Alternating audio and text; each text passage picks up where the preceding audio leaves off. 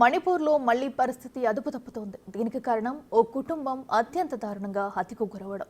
దీనికి వ్యతిరేకంగా బీజేపీ ఎమ్మెల్యేలు, నేతల ఇళ్లను మేతి నిరసనకారులు టార్గెట్ చేసుకున్నారు. కొన్ని చోట్ల వారి ఇళ్ల ముందు నిరసన తెలుపుతుండగా అది కాస్త ఉద్రిక్తంగా మారింది. దీంతో కొన్ని ఇళ్లను తగలబెట్టారు. మొత్తం 2 మణిపూర్ మంత్రులు, 3 ఎమ్మెల్యేల ఇళ్లపై దాడులు చేశారు.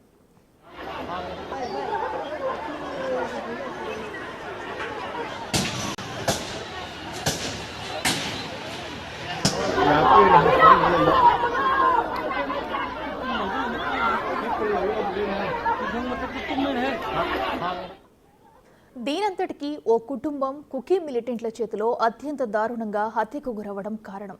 కుకీ మిలిటెంట్లు కొన్ని రోజుల క్రితం జిరిబాంలో మెయితీలకు చెందిన ఓ కుటుంబాన్ని కిడ్నాప్ చేశారు.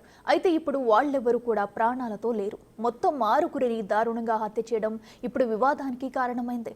మరణించిన వారిలో 3 మహిళలు ఉండగా మరో 3 చిన్నారులు ఉన్నారు. వీరి కోసం పోలీసులు గాలిస్తుండగా వారి మృతదేహాలు లభ్యమయ్యాయి.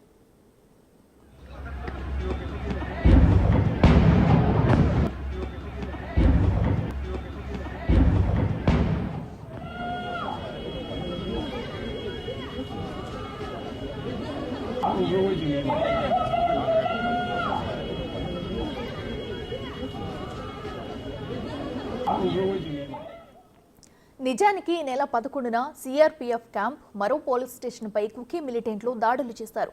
ఎదురు కాల్పుల్లో 10 మంది కుకీ మిలిటెంట్లను మట్టుపెట్టారు. భారీగా ఆయుధాలను కూడా స్వాధీనం చేసుకున్నారు. అప్పుడే ఈ కుటుంబాన్ని కిడ్నాప్ చేసి చంపేసి ఉంటారని అధికారులు అనుమానిస్తున్నారు. అయితే మేధీలు చేస్తున్న ఆందోళనలు ఇప్పుడు ఎటువైపు దారి తీస్తాయన్న ఆందోళన మొదలైంది.